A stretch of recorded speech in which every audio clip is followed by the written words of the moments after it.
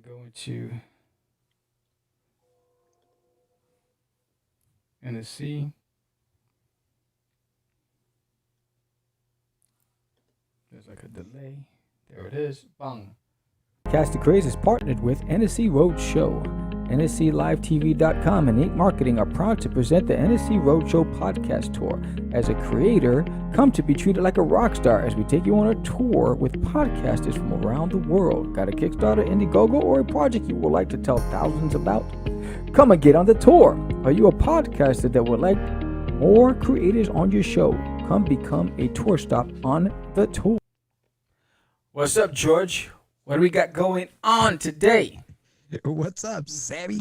Today on the show, we have Frank Forte, and he's going to be promoting his Kickstarter called Warlash. Woo, Warlash. You're going to get some lashes in a second. Ooh. Let's get it.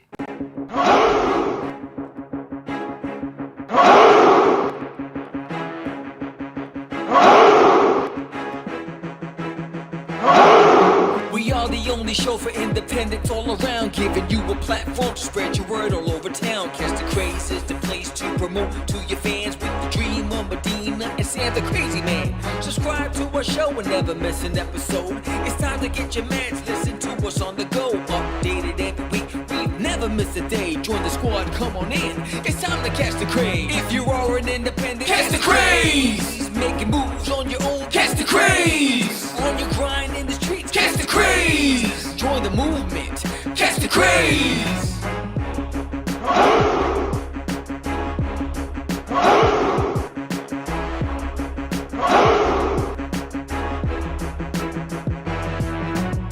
Yeah, George, we did it again.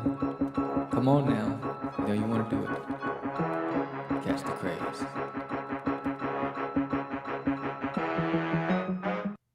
Welcome to Catch the Craze podcast. I am your host with the most, Sam the Crazy Man Vera, and I am with George the Dreamer Medina. What's happening, Sammy?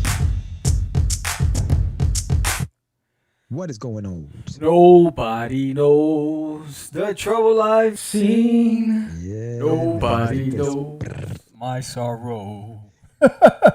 Boy, it's been a long day. Libertad. Freedom. Libertad. Yeah, it's been one of those days, bro. One of those days. Man, What's up, Edgar in the house? Yes, Edgar's in the house. Welcome, everyone, to another episode of Catch the Craze. I don't know what's wrong with me. Catch the Craze live. We are live again with another Kickstarter show. Yes. And today on the show, we are going to have Mr. Frank Forte, who is promoting his Kickstarter, which will be live tomorrow, Warlash. Warlash launches tomorrow on Kickstarter officially, and he has a resume like no other resume. I mean, this guy's been there, done it.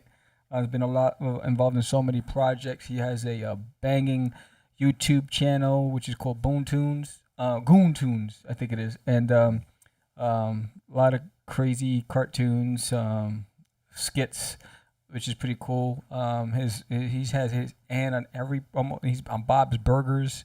I mean, he's done it all. There you go. Done it all.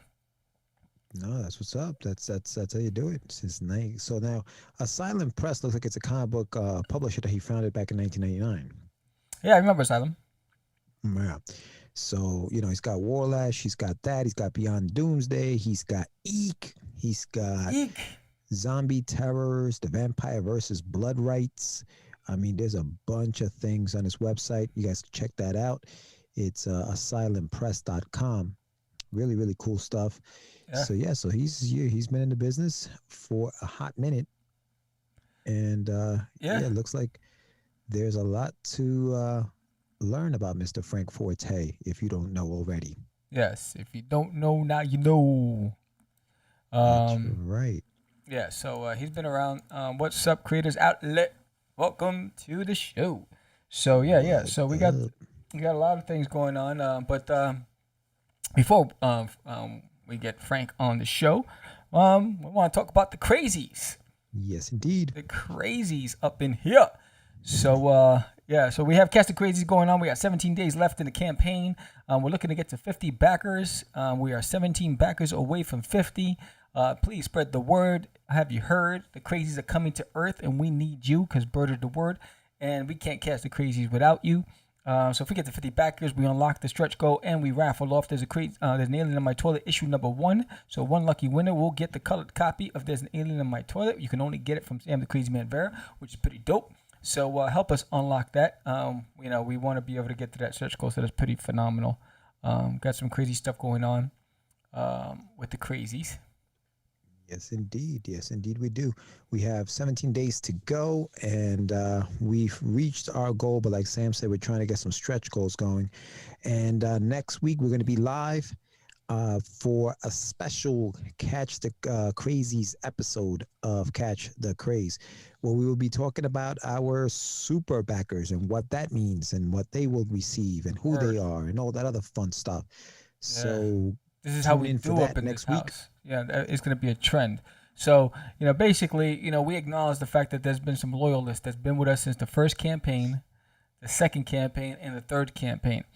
So we consider them super backers because they pledged for all 3 campaigns. So we're going to honor this selected group of people that's been, holding us down since the beginning. And we have something special for you. So you want to join us next Wednesday, 7 p.m. Eastern Standard Time, as we debut our little thank you to you guys. It's gonna be pretty dope. Pretty dope. It's gonna be cool. What's up? I said pretty dope. Oh, I thought you said yo. Oh. Yeah. So that's happening. The Crazies are happening. So with the Crazies, just so that everybody knows, we are planning this as an ongoing series. Right now, we are in issue 3. Issue 4 is already written. And as of issue 5, Sam will be taking over the drawing duties of the book. So we're excited about that. We're gonna collect the first 4 issues in a small trade. So you'll get that, and then the next 4 after that will be the next trade. So what we're trying to do is we're trying to put this together. We're using Kickstarter as a means to get this thing self-published until somebody bites and picks us up and takes us the rest of the way. When they bite George. I'm sensitive. Just make sure you bite him. Yeah. So definitely check it out. If you've already supported the Kickstarter, thank you. Share it if you can. Sharing is caring. The more people that know it, the more people that know about it, the easier it is to get to that next level. Yes. So yeah. What else we got going on? We got PowCon. We got PowCon at the end of the month. It's only 2 weeks away. We're gonna be at PowCon. We'll be in Artist Alley all weekend, but we'll also be hosting our podcasting panel, and we're hosting an art contest. So instead of me telling you what that is, here you go. What's up, artists? Want to win some cool prizes? Well, I have a contest for you. Show us your best Crazies. That's right. Draw the Catch the Crazees for a chance to win some cool prizes like a feature in the book, interview on the podcast, and some cool swag. Winners will be announced at PowCon at a live panel. It'll also be streaming live across the globe. Here's a chance for some bragging rights, some cool swag, and a feature in the book. Send your submissions to contact@catchthecraze.com. Send your submissions to contact@catchthecraze.com. If you want to win some cool swag, be interviewed on Catch the Craze podcast, get your art feature in Catch the Crazees number 3, and get a copy for yourself, plus some swag in front of your peers. Some bragging rights, that's some stuff. So that's pretty cool. So I'm excited about PowCon, which is just a couple of weeks away. I got to test all my equipment too, because I have that what is that, electronic form of payment stuff? Yeah. The Square app. Yeah, it's just like Bentley biting on George. Yes. You ever see George run, man? Yeah, exactly. Word. Exactly, being attacked. But yeah, so just so everybody also knows, some of the behind the scenes stuff that we have going on at the Craze is, in the next couple of weeks, I mean, and I don't know, and we haven't even spoken about this, so I'm just kind of bringing this off topic. But we've been doing these shows via Zoom, at my house, at his house. Hopefully soon we'll be able to get in the studio, and I'm curious to see how this is going to work from your studio. Have you figured out how the guests and all that other fun stuff's going to work with both of us there? Not yet. Not yet. 'Cause How did we do? No. Oh wait, what? Because Yes. at the beginning, Yes. okay. Because we invite one person, and then I have. Wait, no, not yet. I'll figure it out. Right? We gotta do some testing prior to that, because Yeah, Zoom that's doesn't allow that, and it's podcast is out there. If you figure out a way to have multi-camera streaming in studio with guests simultaneously, because Zoom doesn't allow that. Zoom only allows one camera in the studio, and I haven't seen anything else that's able to allow multiple cameras in the studio. Because when we used to do the podcast, we had the guests on audio and we were on video. Right.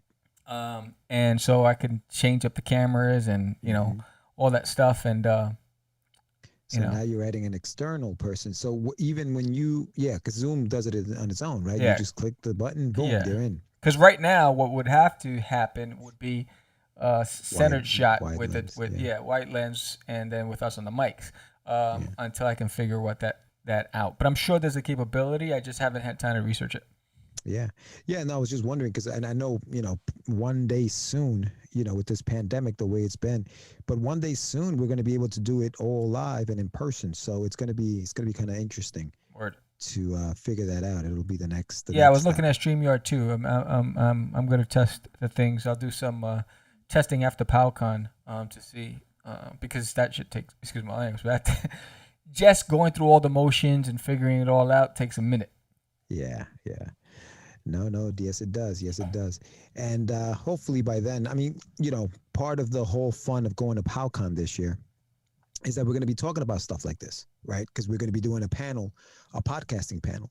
So we will be discussing, some of the equipment that Sam uses in the studio and, some of the mics that he uses. I could tell you about where I got, my stuff here at home and things of that nature. So yeah, it's gonna be a fun time. Everybody's gonna have a good time, which we're gonna try to make it very interactive, and make sure that if you haven't yet, you bought your tickets for the PowCon so you can be part of the show.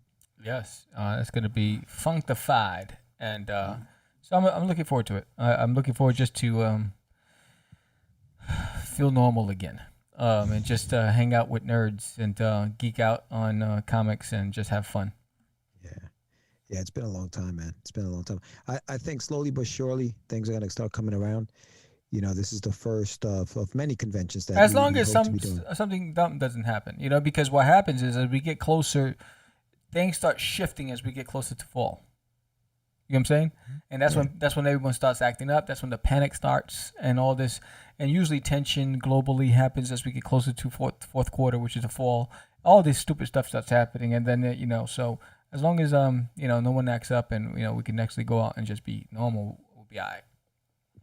Yeah. I mean, a lot more people also are getting vaccinated, so that's gonna. Did you see that the woman that got vaccinated and they put a magnet to where she got the injection and the magnet stood there?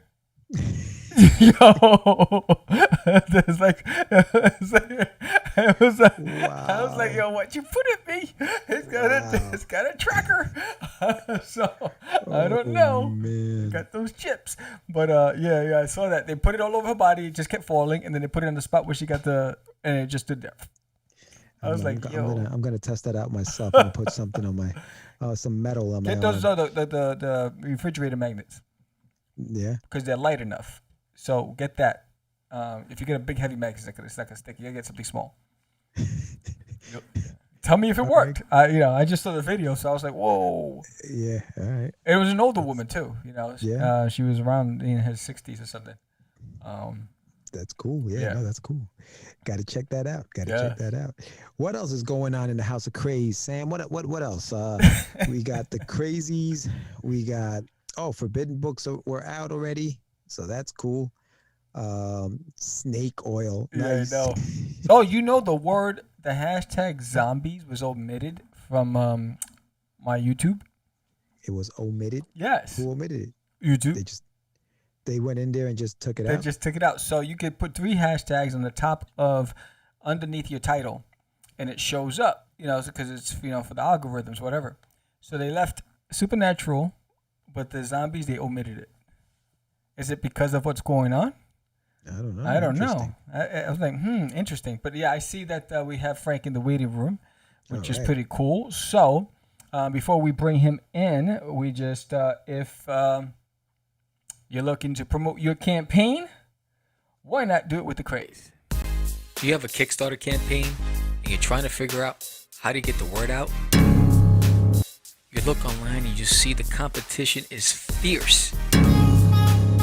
Comic-Cons are slowly coming back, but in the meantime, how do you spread the word?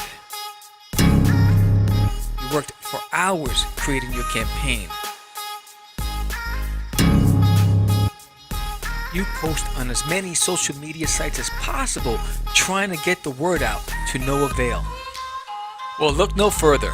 Why not sponsor an episode of Catch The Craze podcast, the fastest growing indie podcast in the market today? That 30-second promo can get you an extra 2 to 3 backers or more. Who knows? Let's go. Hit the link below and get one step closer to a successful campaign. All right. So we're bringing in Frank from the waiting room. Hello there. Hey, Sam. How's Can you it? hear me? Yes. How's it going? Good. How's it going with you? Cool setup. Thanks, man. This is George, my co-host. Hey, George. Hey, how's it going, Frank? How you doing, man? Good. You want me to send you my links and stuff? Are we on live now? We're on live now. I just we're- posted the links to your landing page. Okay, cool. Yeah, so that's cool. Cool. So everybody, this is Frank Forte. Welcome, Frank, to Catch the Craze. Thank you for coming on. Oh, thanks for having me, man. We know you have a big launch happening tomorrow on Kickstarter, so we're here to talk a little bit about it.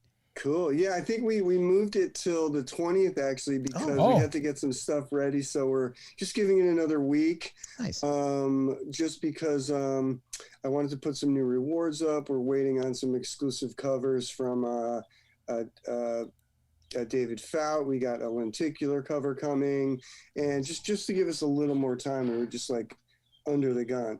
But so the 20th is the official, and we're counting down and everything. Oh, nice. Perfect. Yeah. I actually got on your landing page that you have set up, which is a very smart way to do it. You know, having that landing page, making sure people are following until the launch. So I see you have a nice build. You're building a nice little following there. So that's awesome. Yeah, we're trying to. Like the last time, I think I did a soft launch for 2 weeks. This one's going to be about 4 weeks. You know, everybody says, you know, the longer, the better, the more following. So we're just trying different things from different people. I'm really kind of new at, I mean, I've been doing Kickstarters for a while, but I haven't had a super successful one. So I'm learning all different things from different people. And this whole soft launch is important, you know, so we're checking it out. Wow, I'm surprised by that comment because your resume is crazy. Like you've done it all. I mean, you had your hands in everybody's pocket. I mean, you've been doing everything. You have a great animation channel on YouTube. Cool. YouTube's, I mean, Thanks. your work is freaking amazing. So when I hear that, I'm like, how is it not possible that he didn't have super successful campaigns? You should be Yeah, I killing it. don't know. And I've done a few of them, and I've only raised about 2,000. And I mean, I tweet about them all the time. I'm on Facebook. I try to get coverage. The last time I did like 4, maybe 7 podcasts, and you know, we just squeaked by with about, you know, $2,000. I don't know. I mean, I wish I knew why. Like I have followers, but I don't have a lot of followers. I have 900 people on my mailing list. I don't know. You know, I feel like I post like, if I post like 5 times a day about a Kickstarter for 4 weeks, well, what else can I do? You know? George and I have that debate all the time. Yeah, so I'm like, what else can I do instead of street walk? It's crazy. Yeah, it's a tough nut to crack, that Kickstarter sometimes, you know? Yeah. I know. It's crazy. But, you know, I think with this year, what I'm trying to do is do these little ones that are easy to, you know, deliver. Right. Like Vampire Versus I just did. And within the month, I had it printed, I had it delivered. So that was like easy. So now everybody knows, hey, he can run one, he delivers, it's done. Now I'm doing another one, and I'm going to try to fulfill that within a month. So my goal now this year is to do Kickstarters that don't take 6 months to fulfill. I want to fulfill them, launch another, and build it up that way. You know, I think it's just like I can only do it like the hard way, just one at a time, build it up and show people that they'll get cool products, you know? Yeah, absolutely. So Frank, I know Sam knows about your resume, and I'm interested. I want to know a little bit more about you. So tell us a little bit about yourself, how you got into the industry, you know, your humble beginnings. Tell us Yeah. all of that fun stuff. Right. So Frank Forte is my name. I've been really drawing comics since like the 90s. You know, I started with working for CFD and Boneyard Press, black and white stuff. Vampire Versus was one of my titles. Did a lot of horror stuff, horror anthologies, and then, you know, created this character, Warlash. This was one of my characters back in the day. And these are the books from the mid 2000s that I did. This is one of my characters. And this is the Kickstarter is a new book of this thing. I did comics all through the 90s and just realized it was really hard for me to make a living at it. And, you know, I never could break into the majors. So it was tough doing black and white comics, selling a few thousand, trying to make money, doing work here and there. But I realized that storyboarding for animation and film was something that was happening in New York and LA. And because I knew how to draw comics and tell stories, that maybe that could be a way I could go. You know, it was the late 90s. I'm like, what am I going to do? Worked for a 2D animation studio for a while, and then lived in New York for a while, then moved out to LA and just started working for different studios doing storyboards for animation, some short film stuff, some low budget horror film stuff, and just kind of started networking out here and just realized there was more work. There was more, you know, people and networking, and it was easier to get film work, animation work, gaming work, commercial work, all that stuff. And there was even comic book companies out here too. So it was just easier. And just the storyboarding, because it was a looser type of drawing, it was easier for me to just work quickly and loose and, you know, and so many people need storyboards. They need them for all sorts of stuff. So it was easy for me to kind of make a living at it. So I worked on Little Pimp, that movie. Then I worked for some stuff at Cartoon Network, Renegade Animation, then worked for DreamWorks, and finally got a job on Bob's Burgers, which on the second season, nobody really knew what it was. And then by the sixth season, it was huge, you know, so it was kind of fun watching that show just skyrocket. I worked on their comic book. I worked on a bunch of their trade paperbacks, did covers, interiors, you know, then worked for DreamWorks, did some stuff for Netflix, worked on a bunch of Blumhouse movies, horror movies, and then recently Lovecraft Country for HBO. I storyboarded on that. And I've also been working on a bunch of stuff that, you know, I signed NDA, so it's coming out. I can't really talk about it, but worked as an editor for Heavy Metal for years. Still kind of send in stories now and then, but I'm kind of more focusing on my own stuff, which is why I'm trying to do the Kickstarters, you know, just trying to get people back into the comics, because it's really my true love. It's like what I started at, you know? Yeah, right. No, I totally understand that. Out of all those things that you mentioned there, Frank, which one would you say it was your favorite project to work on? Which one really got your creative juices flowing? Like when you were on that, you know, drawing that thing, which one was the one that you were like, yeah, man, I love what I'm doing here? Right. I think, you know, I liked Bob's Burgers. That was a really fun project. Lovecraft Country was fun too, because I knew it was going to be like high profile. But then Three Below was the Troll Hunters sequel. I don't know if you guys saw that. It was the sequel to Troll Hunters on Netflix. They're kind of like space characters. That was kind of fun too. I had a lot of freedom to do like action adventure and fighting style boards and stuff. Right. Bob's Burgers is a little, how can I say it? They want things a certain way. And once the script is written, you can't really deviate. The writers like to have the script a certain way. You can't really deviate. Whereas in Three Below, I could add my creative input. That's awesome. So I don't know. There's pluses and minuses to everything. But Bob's was really cool just to work on a show that got so popular. Yeah, no, totally. I totally get that. Your book that you mentioned, the Warlash book, I was actually it's funny because I was like, oh, let me check that out, and I saw that you had it's available on Amazon, the one from 2008. What was it, Dark Noir? Yeah, Warlash Dark Noir, which is a 3-issue miniseries. This is the first issue. Yeah, nice. This is the second issue, and then this is the third issue. So it's really a bunch of short stories, and one story is serialized throughout. So it's kind of, you know, just kind of introduces the character who's kind of like a RoboCop meets Judge Dredd meets Scorpion type character, and had a bunch of different artists write and draw the stories, and I wrote a lot of them. So it was just kind of me doing my own thing, me doing my own character. Nice. So it was kind of fun. And then the new one is, if you want, I could share a screen with you. Sure. And let me pull this up. Now this is the one that's coming out for the Kickstarter, right, Frank? Yeah, the this one that is you're the about to new show. one. Yep.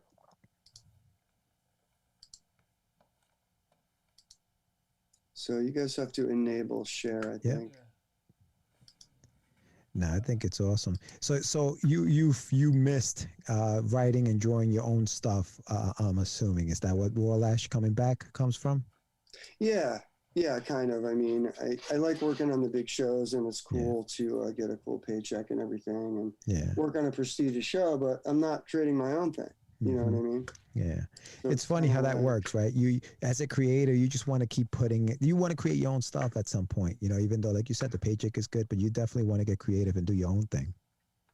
Yeah, no, totally. Yeah, I totally get that. I think I still can't share for some reason. Yeah, I'm trying to figure this out. I think Sam's trying to figure out the sharing side of it. But I mean, I guess while he does that. So you're in Cali now, right, Frank? You're out in LA. California. Yeah, how long you been out there? Since 2003. That's when I moved out. Yeah. It was just kind of like I'm from Connecticut and stuff, and New York, and look, that part of the country is very cool. It's got great pizza, great Italian food, but it is very cold in the winter. And there are productions that go on in New York, but not as many as you'd think. Not like California. Gotcha. And if you guys ever been out here, it's sunny all the time. It hardly ever rains. The weather's beautiful. I know. My family actually lives out there.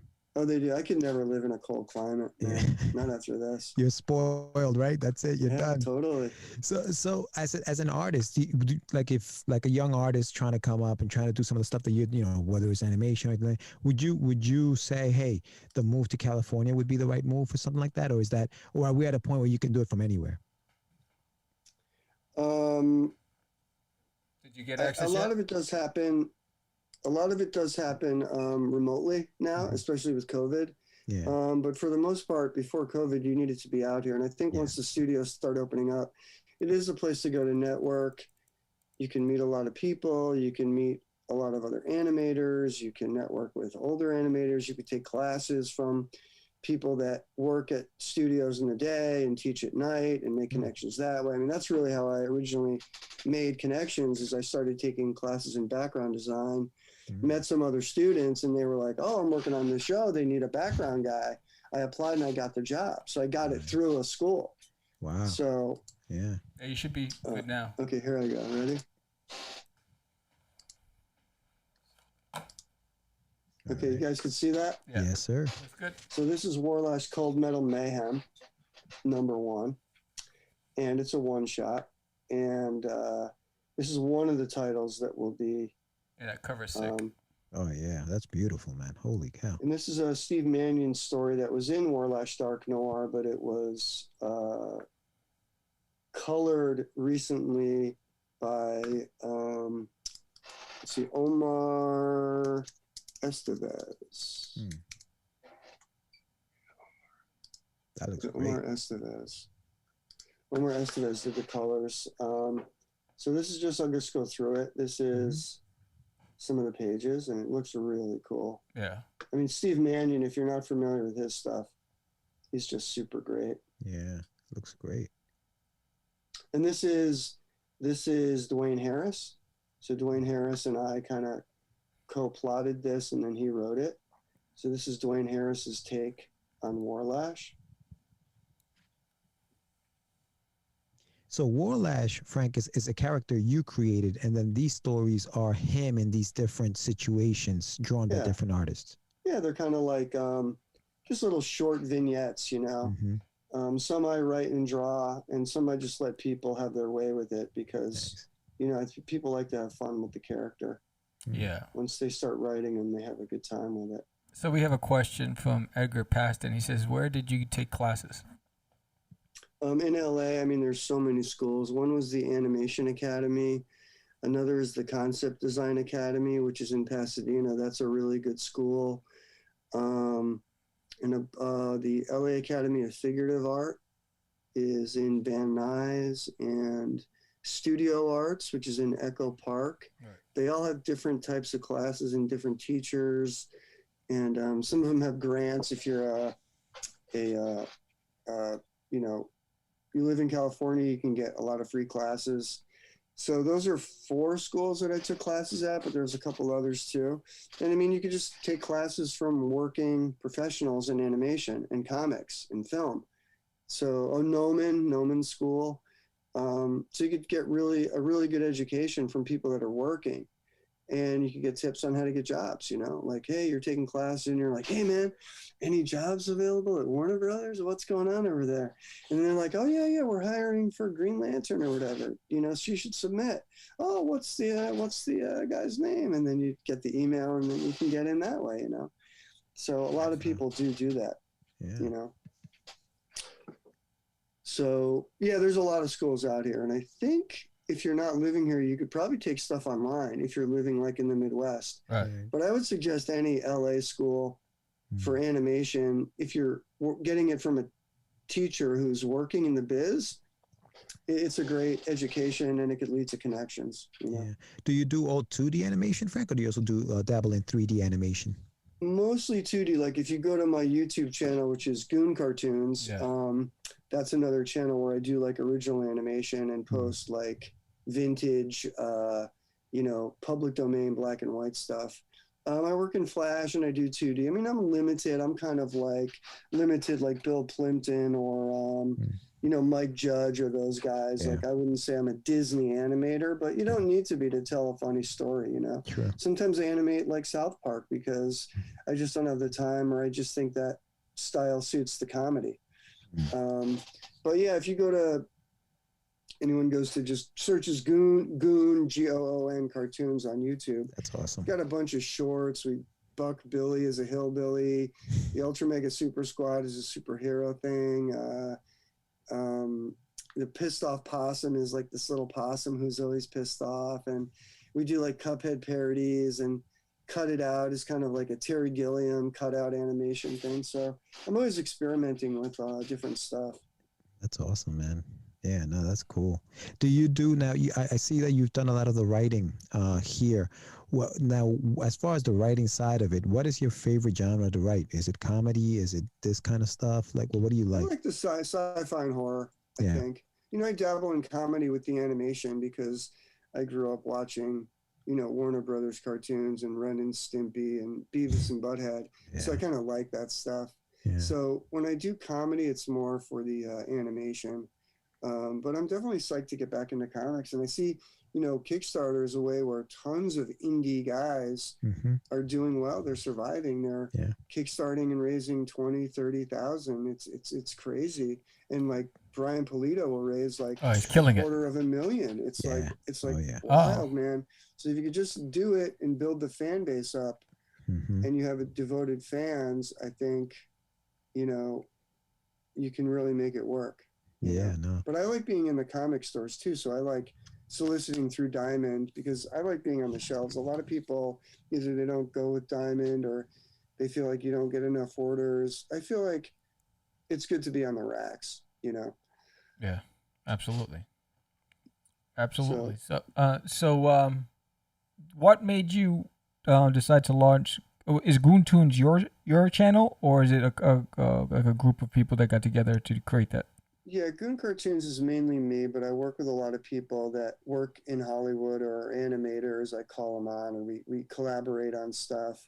But it's mainly my brainchild, and I started it way back when YouTube started, like in 2006. I'm like, YouTube, man, this is great. I'm going to start uploading my stuff.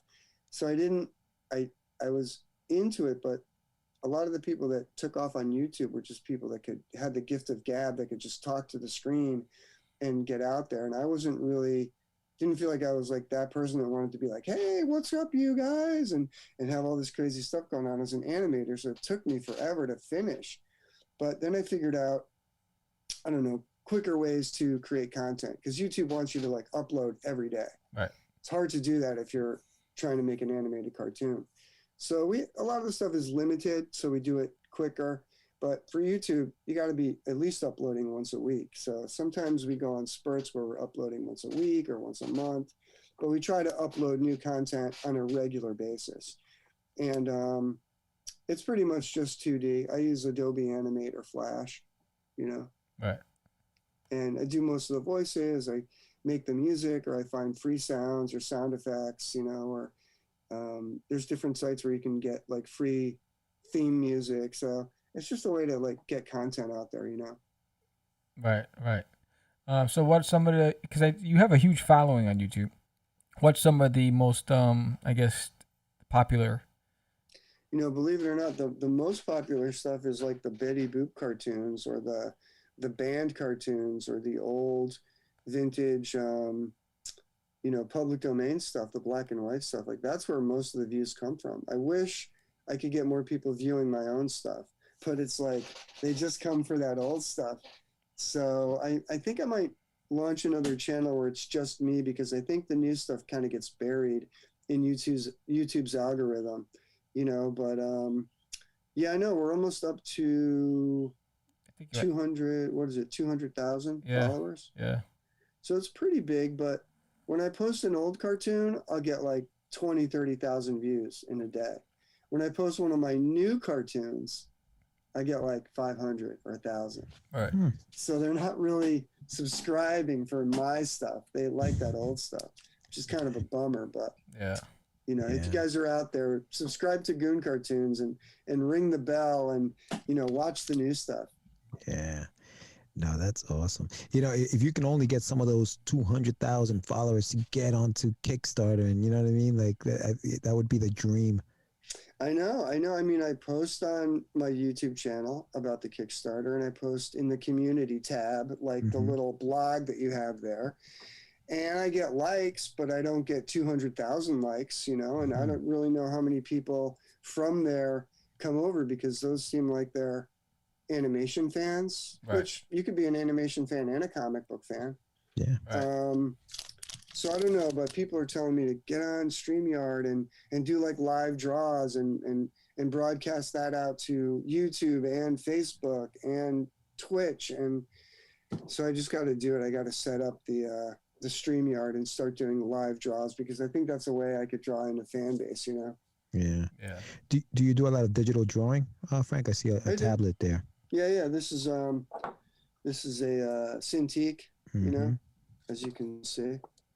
Nice. So I do a lot of digital, but I also do, you know, I don't know if I have stuff here. I also work, of course, traditionally. I like doing traditional comics. Digital is kind of faster, but yeah, I like doing, you know, original stuff. Yeah. But yeah, this is again, Warlash Cold Metal Mayhem, launching on Kickstarter October 20th, Thursday. Yeah. So check it out. So you said this is. Okay. So go ahead, Sam. Go ahead. Yeah. So you said that earlier that you pushed the date back because you wanted to revise some of the reward tiers, and so what are some of the tiers that people can expect when you launch?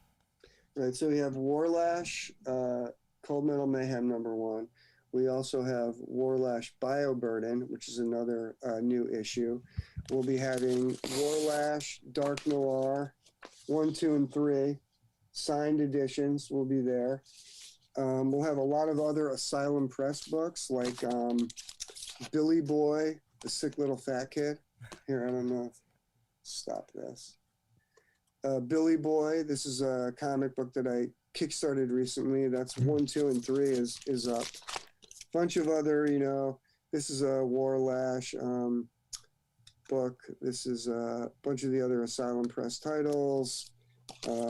Beyond Doomsday is a book that will be coming out soon.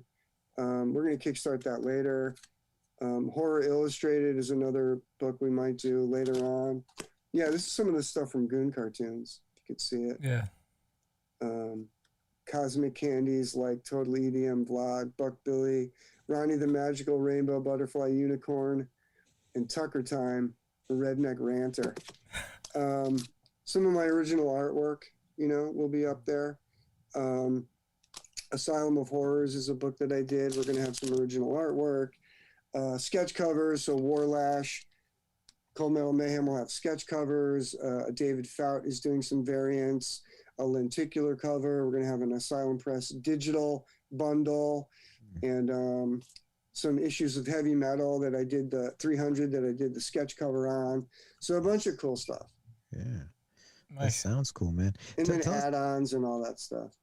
Also tell us a little bit about Asylum Press. I was reading here that you started that back in '99. So tell us a little bit about that, and then some of these projects that you also have on there. Yeah, so Asylum Press started it in '99 to basically put out, my own stuff, and then started publishing stuff like Robert Rhine's books, who he does Girls and Corpses, but he did a bunch of Satan anthologies. So Satan's Powder Room, Chicken Soup for Satan he did, and Satan Gone Wild, which were really fun, kind of tongue-in-cheek horror anthologies.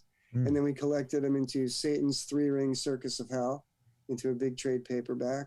Nice. Found Steve Mannion doing stuff, and he was doing a book called Fearless Dawn, so I picked that up, and I published a 4-issue series and then like 5 one-shots of Steve Mannion's Fearless Dawn, and that was just a great book. Fans love Mannion and his work. I mean, he's just a super talented comic artist. If you haven't seen Fearless Dawn or Steve Mannion, you should check him out.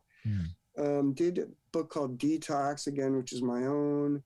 Dwayne Harris's Black Powder, Farmhouse, which my wife wrote, which is kind of like a dark thriller. Vampire Verses, which is something I did in the 90s, and then we revamped it for Asylum Press. And Undead Evil, which is like a Lovecraftian, Cthulhu, voodoo type horror tale. And a lot of this stuff is up on Comixology, but we need to finish it off and get back to it. So that's kind of what I used the last year to do, is finish up a bunch of stories. Oh, and Beyond Doomsday, this is a bunch of stories that were published in Heavy Metal that I wrote, drew some, and then had other people draw. And this cover by Ryan Brown, and that's like an anthology collection of short horror stories, and some stuff from Heavy Metal and a bunch of new stuff. So that would be coming out in the fall as well. So Asylum Press, we do horror, we do original stuff, we do anthologies, we do superheroes.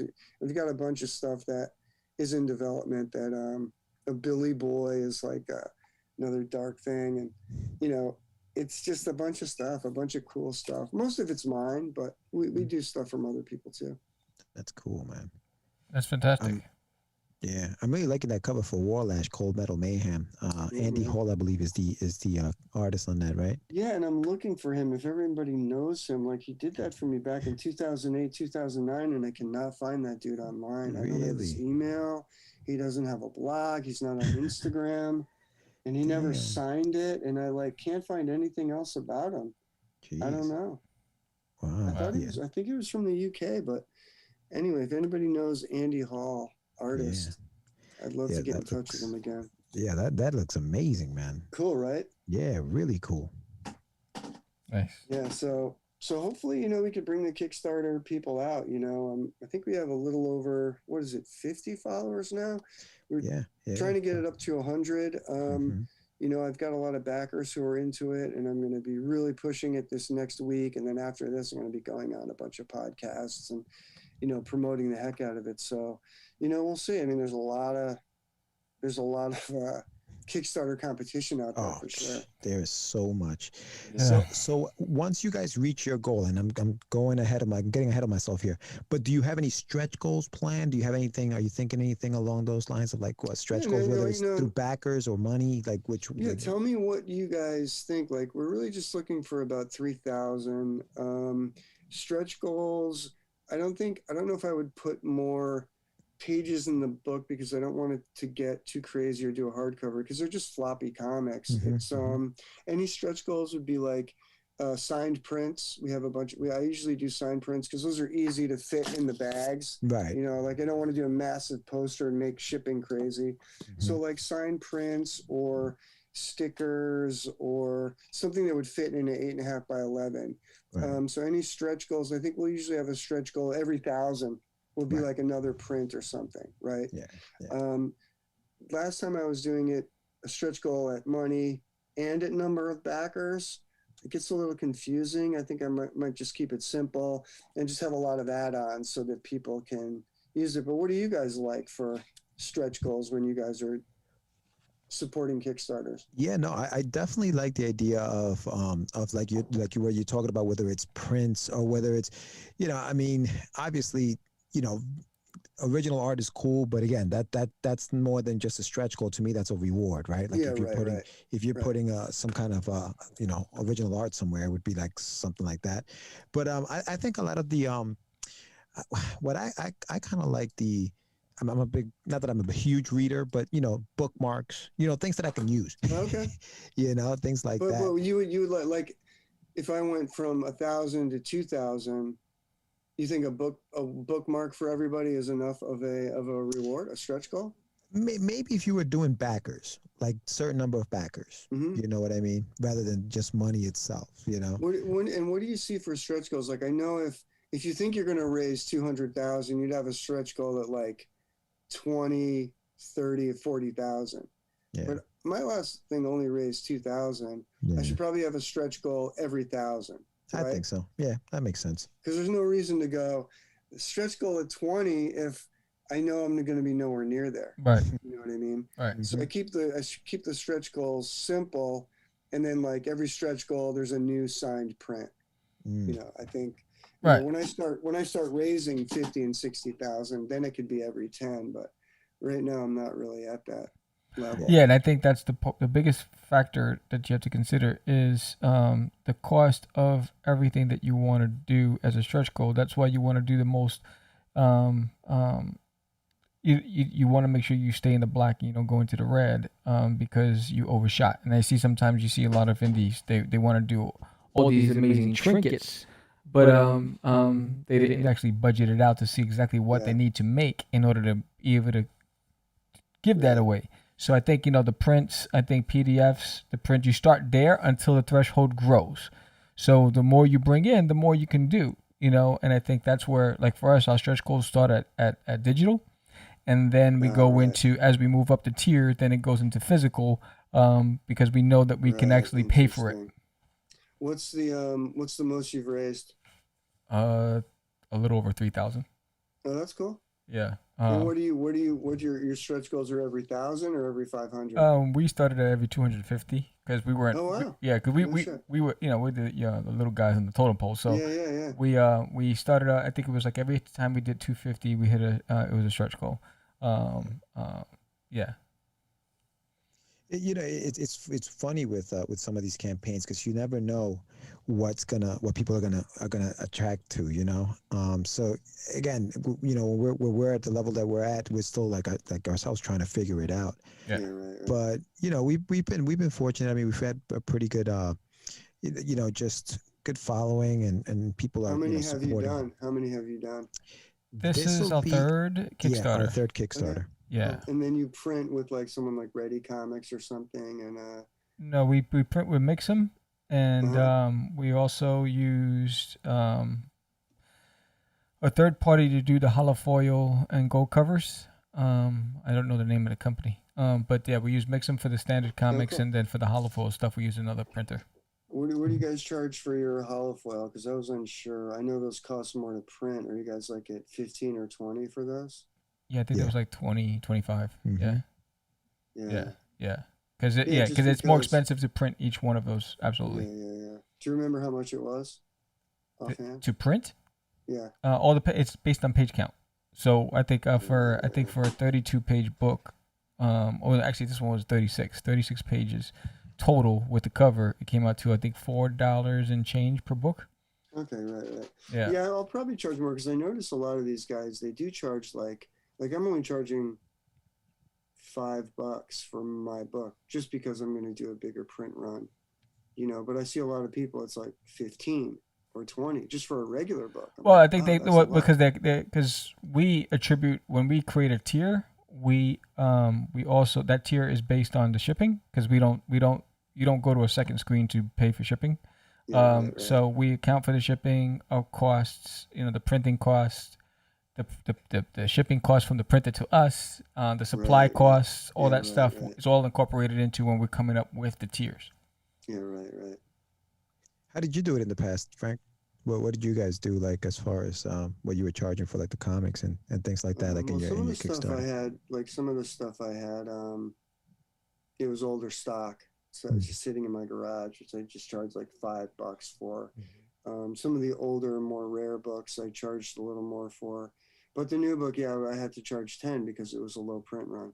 Yeah, it was just black and white. Right. It was a sketchbook. So I charged 10, but it seems like that's the going rate for sketchbooks are 10, 15, 20. So that's cool. Yeah. Are you going to be doing any appearances at any shows this year? Are you planning anything? I've done Comic-Con for like 17 years. I don't know what's going on with that Comic-Con in the fall yet. Yeah. But I'll do it next year if they do it. I'm on the list. Maybe I'll do LA Comic-Con if they have it in December. I usually do Designer Con and WonderCon because they're out here in LA. Yeah. But those are the shows that I was doing. So I don't know when this all gets back. Maybe I'll do some other ones around the country. But I know people that were doing doing really well at comic book shows in other countries because they're not used to having American creators there. So they'll go to Peru and they'll clean up, or they'll go to like Saudi Arabia and clean up because you're like a star out there. I haven't really reached out and done that many. I don't know what the scene's going to be like when it gets back, but mainly I just do the West Coast ones. Yeah, that's interesting, man. I even thought about doing that international thing. Like you're right. You really are. Coming from the States is something totally different for everybody else out there. Yeah, sometimes they want to have you. The people that do the shows want to have you out there because it's different, Yeah. So how can people reach you if anybody wants to get in contact with you? So on social, right, it's Asylum Press on Twitter, Instagram, asylumpress.com, and Asylum Press on YouTube. Frank Forte Art is my fine art side. So Frank Forte Art at Twitter, Frank Forte Art at Instagram.